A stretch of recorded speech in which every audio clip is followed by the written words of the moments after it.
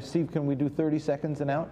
I'll just say that recently I have an open channel to both campaigns, and I told them, I said, you know, democracy is not about, you know, being about habits of civil society and civil liberties when it's easy and nothing's going on. That's why I like the ACLU so much, is because they do the hard cases. Barack Obama's team sent out a blogger's note saying, you know, criticizing McCain about a donor from who had a Middle East name named Abdullah, and went after him, said, you know, didn't he see this because it was named Abdullah?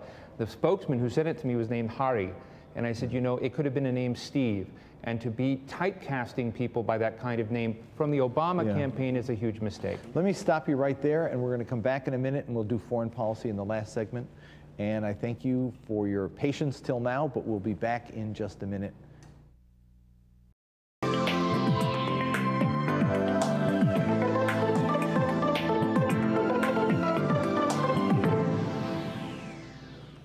Hi, I'm Jim Zogby, and welcome back to a special edition of Viewpoint. We're coming to you from the museum, the Arab American Museum in Dearborn, Michigan, talking to an audience of Arab Americans in this critical battleground state about the choices that they face and the issues of concern that they share in this 2008 election. I want to start actually with a hands up, hands down, and I'm going to ask 3 different questions. We're going to do foreign policy now. Of the 3 issues that we'll talk about, foreign policy and civil liberties and immigration and the economy, which one is the most important issue in determining your vote?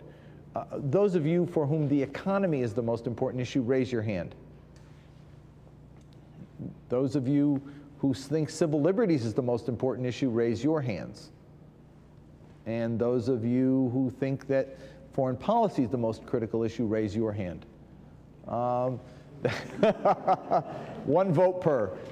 Let me turn now to Steve Clemons. Steve is the editor of Washington Notes. It's one of the most successful and most widely read political blogs in Washington. And I'm honored to have you with us, Steve. Thank you so much for being here. What are the critical choices that Americans have to deal with in this 2008 election? And is there a serious foreign policy debate underway? Do we have expectations that there will be one? Well, as you said, we have a struggle between those people who think that foreign policy is the sort of zinger issue that they're worried about, and others that get drawn into the economy are the 2 sort of big sides. And I think the battle for attention goes back and forth. I think Americans, those who are tuned into this, but at least many around the world, are struggling with what the future looks like when so many in the world doubt America's ability to achieve its objectives.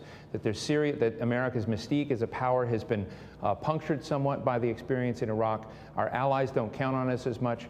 Enemies are moving their agendas. If there was an equilibrium before, that's been thrown off during the last 8 years. And so the question is, who can put it back together? Can John McCain, with a sort of a stiffened spine and sort of tough rhetoric, do that? Or can Barack Obama and his willingness to meet other world leaders, even the more thuggish end of world leaders, help get America back in place? It's a real debate. And when you see the collision between Georgia and Russia over South Ossetia, if you see Barack Obama go and spend 45 minutes in Ramallah and 30 hours in Israel, or 200,000 people show up for a no-wall speech in Berlin, where he really should have given that in Israel, in my view. But you see positioning in foreign policy by both of these gentlemen, not only in foreign affairs, but also in international trade, and how globalization will be defined in the future.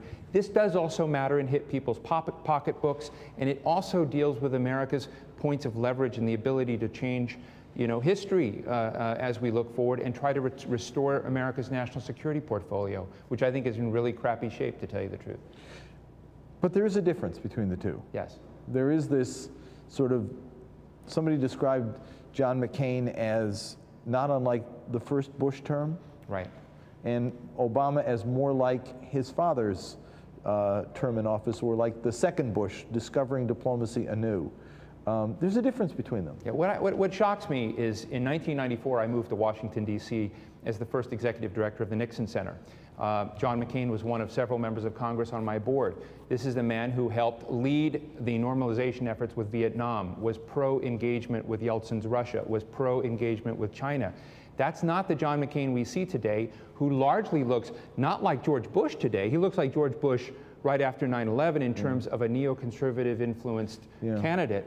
Barack Obama's in a very different place. He wants to leapfrog into a different set of institutional arrangements in the world to try to deal with a different kind of engagement with some problems and not use force and military means to define all of the options America has.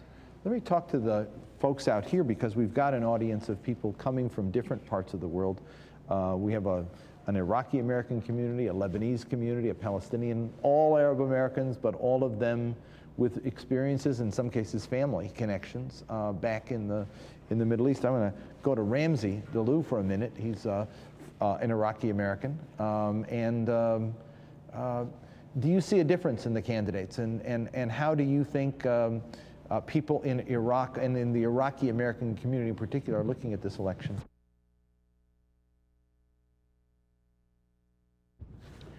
There is, in my view, a big difference, and I agree with the gentleman whose assessment about John McCain and the difference between him and Barack Obama. Let me take it a step further, that what happened in Georgia and South Ossetia would probably have been a different scenario if we had dialogue, a real dialogue with the Russians. George Bush has been really disconnected when it comes to foreign policy, talking to foreign leaders and the relationship. So let me ask you this. Do Iraqi Americans think that this war can be, quote unquote, won? Or do Iraqi Americans think that we ought to be finding a way out of Iraq and helping on the political side more than military? It's the latter, Jim. Yeah. I have never thought personally, from day one, when that war started in 2003, I never thought that this war could be won. Some of us have predicted every step of what happened, the events that happened in Iraq. We predicted what's going to happen. Yeah. We predicted the civil war. We predicted the collapse of the society. So we need to end. And most of the Chaldean Americans that I know and members of my caucus agree that we need to get out, even at the risk of putting our own Christian community in jeopardy today. We still say, let's get out. Let me go back to Steve for a second. Thank you very much, Ramzi. There is a consensus today that there ought to be two states between Israel and Palestine. At the very time that there's a consensus, some believe that the conditions are no longer there for there to be two states, with the wall and with the settlements and with the collapse of the government in Israel and with the fact that Palestinians are not only physically and politically divided, but are literally surrounded by walls, barbed wire, etc. Does it make a difference here who's president? Will there be a difference in the approaches of the two?